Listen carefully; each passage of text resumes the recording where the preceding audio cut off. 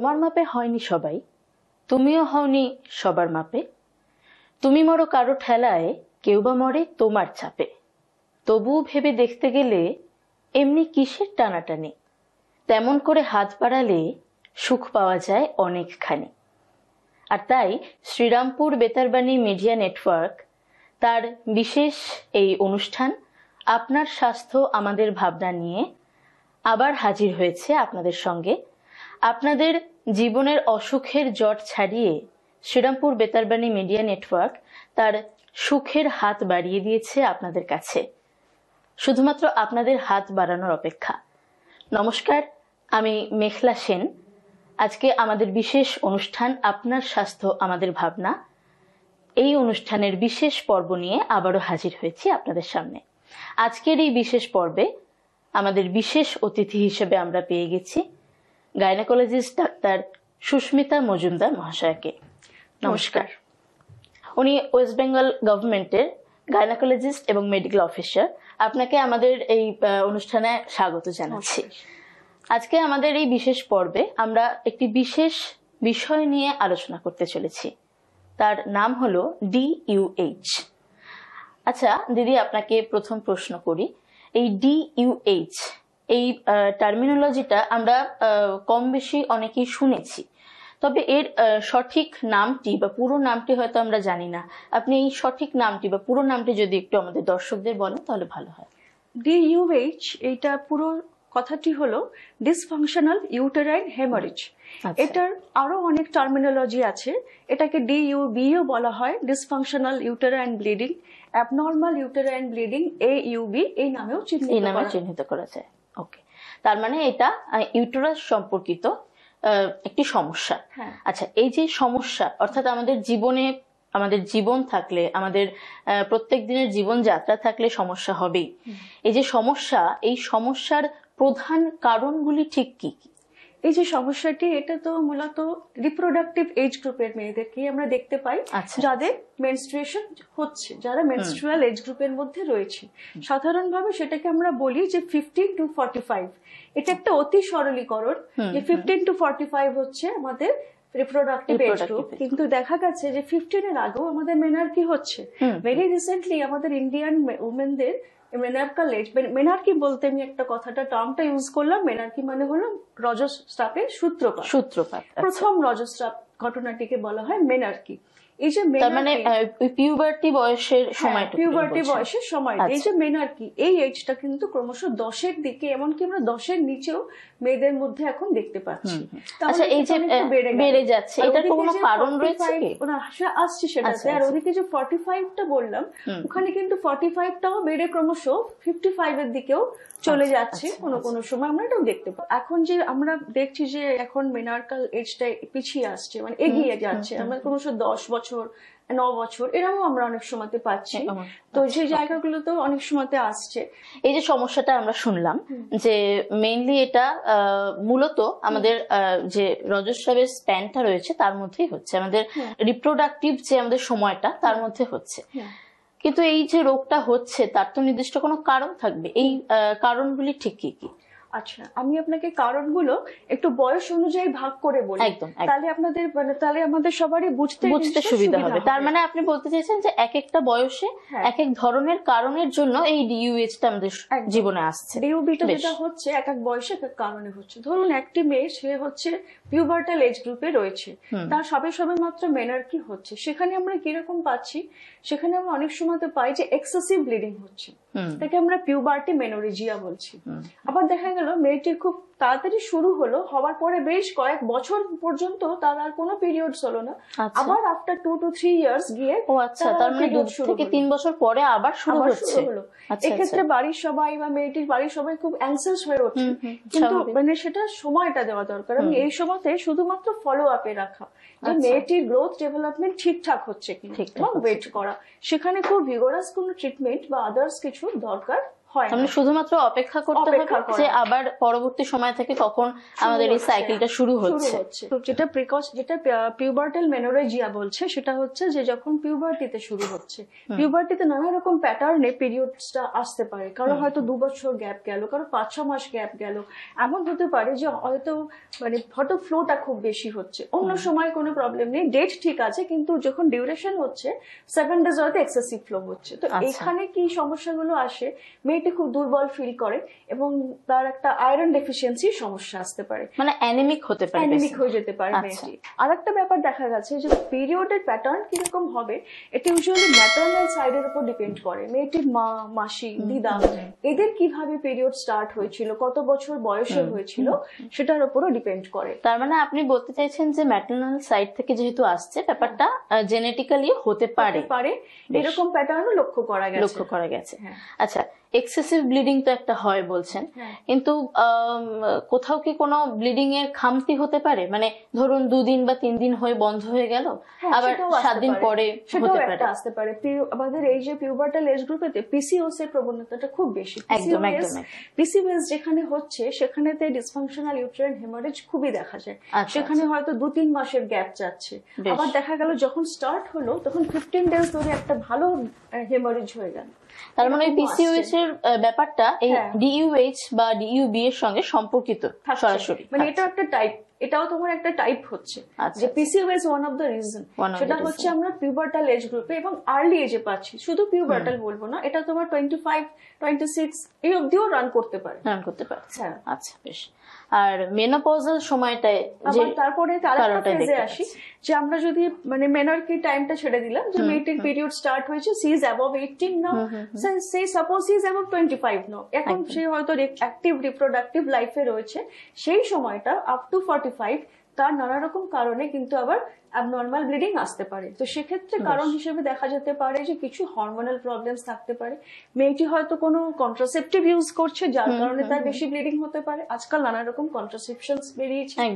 আবার কিছু কিছু সময় আমরা এরকমও পেয়েছি ব্লিডিংটা সেলফ ইনডিউসড, পেশেন্ট কিছুতেই ডিসক্লোজ করেন না, উনি হয়তো মেডিসিন নিয়ে কোন একটা অ্যাবর্শন করেছেন এবং সেটা পারসিস্ট করছে, উনি সেটা বুঝতে পারছেন। তার মানে ওষুধের সাইড এফেক্ট হিসেবেও এটা আসতে পারে। ওষুধের সাইড এফেক্ট হিসেবে, বিশেষ করে অ্যাবর্টিফিশিয়েন্ট যে মেডিসিন গুলো তার সাইড এফেক্ট হিসেবেও কিন্তু। তার মানে বিবাহিত মহিলা যারা দেখছেন তাদের এই বিষয়ে সতর্ক হতে হবে যে আমরা যে কন্ট্রাসেপটিভ পিলটা ব্যবহার করছি সেই বিষয়ে একটু সতর্ক থাকতে হবে এবং অবশ্যই ডাক্তারদের সঙ্গে পরামর্শ করে আমাদের ব্যবহার করতে হবে।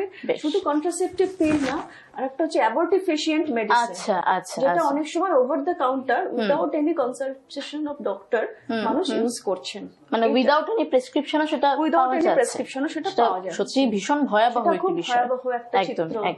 এই বয়সকালেতে, এই সময়টাতে আমরা দেখছি অনেকেই পাচ্ছি যে ভীষণ অ্যানিমিয়া নিয়ে পেশেন্ট আসছেন এবং একটা ইরেগুলার ব্লিডিং এর উনি হিস্ট্রি দিচ্ছেন, সেটা নিয়ে ভালোভাবে জিজ্ঞাসা করতে করতে তখন জিনিসটা বেরোচ্ছে, উনি হয়তো সামাজিক লজ্জায় সেটা বলতে পারছেন না। মানে সেই ট্যাবুসটা তো আমরা এখনো কাটিয়ে উঠতে পারিনি, সেই জিনিসটার জন্য সেটার জন্য বেশি বেড়ে যাচ্ছে আমাদের সমাজে। আরেকটা হচ্ছে যে ফাইব্রয়েড ইউটেরাসও কোয়াইট কমন।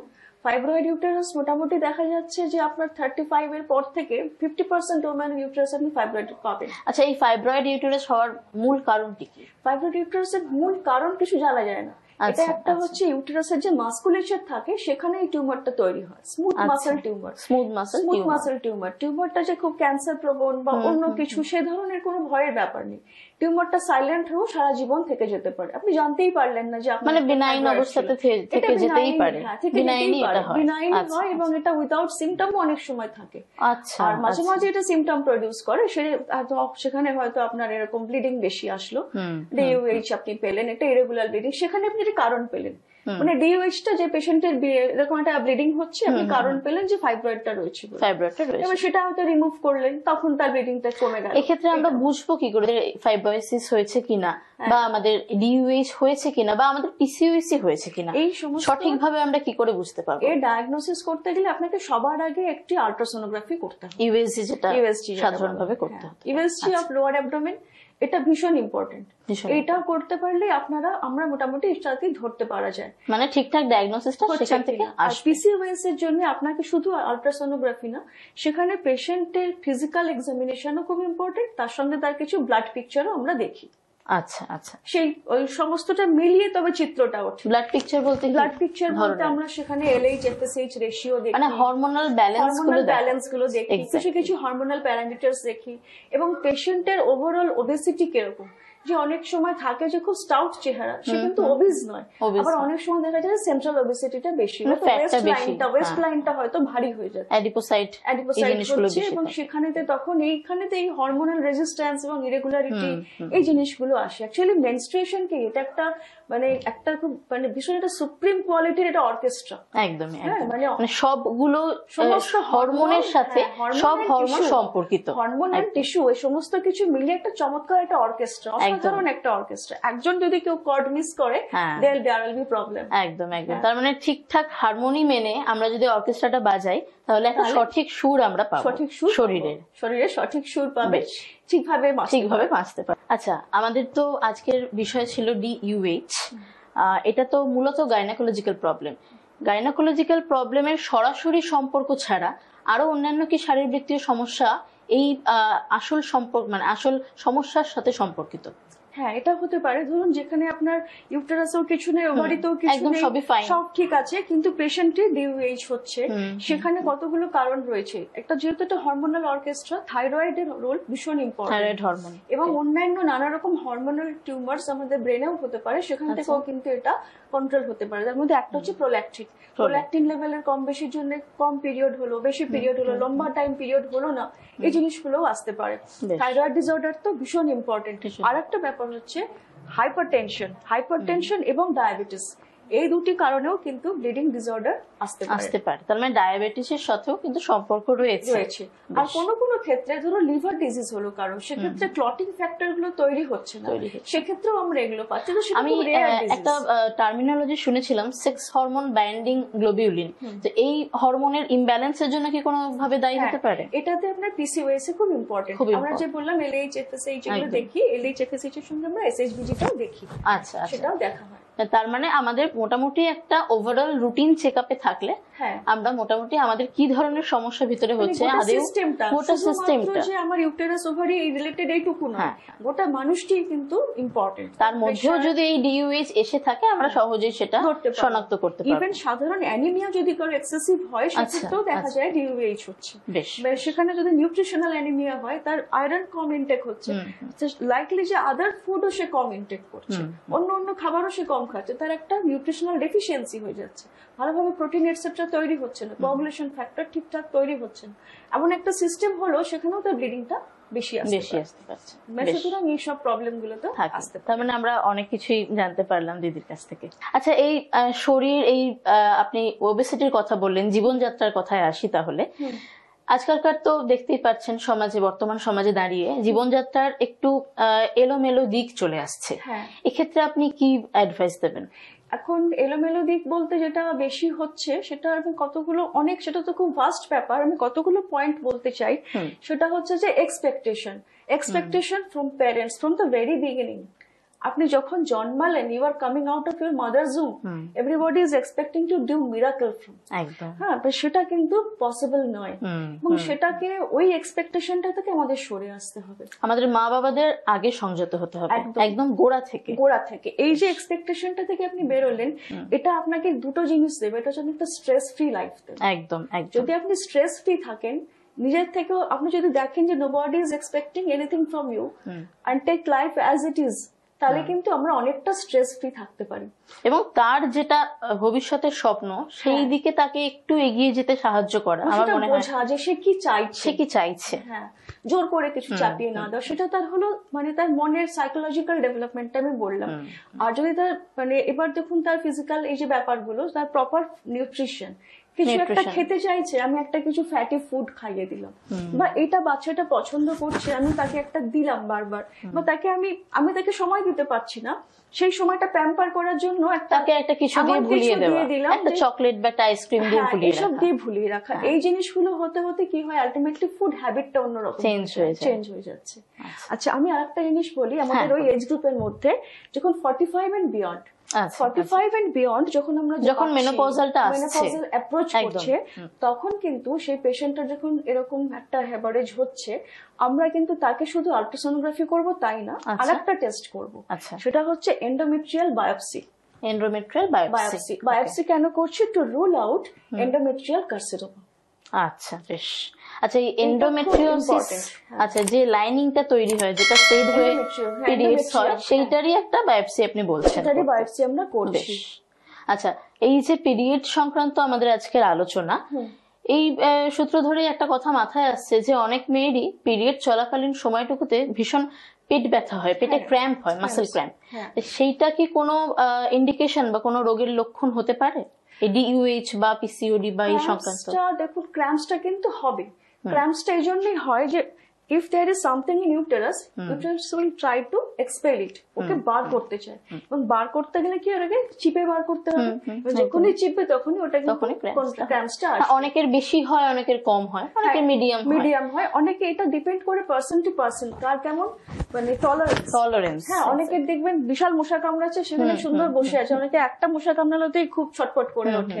এটা টলারেন্সের উপর ডিপেন্ড করে। মানে ক্র্যাম্প হলে ভয় পাওয়ার এসেছ কোনো ব্যাপার নেই। হলে যদি এমন ক্র্যাম্প হলো যে সে উঠে দাঁড়াতে পারছে না, বা হয়তো এমন বাড়াবাড়ি হচ্ছে যে সে নিজের যে ডে টু ডে কাজটা করে সেটা করতে পারছে না, আচ্ছা, তো সেইটা কিন্তু তাকে একবার কনসাল্ট করে ডক্টর কনসাল্ট করে নেওয়া উচিত। কিন্তু যদি একদম ক্র্যাম্পলেস একটা পিরিয়ড, ক্র্যাম্প ফ্রি একটা পিরিয়ড, সেটা কিন্তু it is not good. If there is ovulation there will be cramp. মানে ওভিউলেশনটা হচ্ছে বলেই কিন্তু আমরা ওই ব্যথার সম্মুখীনটা হচ্ছে। ওভিউলেশন যদি না হয় তার মানে কিন্তু সেরকম ক্র্যাম্প হবে। তার মানে যে কোনো ভালো কাজের পিছনেই আমাদের শ্রম রয়েছে, ব্যথা রয়েছে আমাদের শরীর থেকে, সেটা আমরা বুঝতে পারছি একদমই। তার মানে মেনে নিতে হবে এবং আমাদের শরীরের সঙ্গ দিয়ে আমাদের সেই সময়টা এগিয়ে যেতে হবে। এবং সেই সময় আমাদের ডে টু ডে যে আমরা কাজগুলি করি, যা আমরা করি, সেটা থেকে কিন্তু আমরা পিছিয়ে যাব না। আচ্ছা, বিশেষ কোনো এক্সারসাইজ বা যোগ ব্যায়াম কি আছে এই আমাদের লাইফস্টাইলটা ভালো রাখার জন্য বা এই ক্র্যাম্প কমানোর জন্য? হ্যাঁ, ক্র্যাম্প কমানোর জন্য আমাদের একটা, যেটা অনেক সময় দেখেছি, এই ভুজঙ্গাসনে মেয়েরা ভালো রেজাল্ট পেয়েছে। ভুজঙ্গাসন যেটা হয়, আপনি অনেকেই জানেন, স্কুলেও শেখায় বাচ্চাদেরকে। তো ভুজঙ্গাসন করে নাকি বেটার, অনেকে আমাকে বলেছে যে ভালো আছে। মেনস্ট্রুয়েশনের সময় সে করতে পারে না, এটা সব সময়তেই সে করতে পারে, সব সময় করতে পারে, সব সময়তেই তাকে রেগুলারলি করতে হবে, মানে ইনক্লুডিং দিস 4 or 5 days। যদি সে পারে করবে, যদি সে না পারে করবে না। যদি তার পিরিয়ড মনে হয় পেটে ব্যথা বেশি হচ্ছে, করবে না, কিন্তু বাকি excepting the days of period সে কিন্তু এই এক্সারসাইজটা করতে পারে। বেশ। পিরিয়ডের সময় কেউ চাইলে সাইক্লিংও করতে পারে।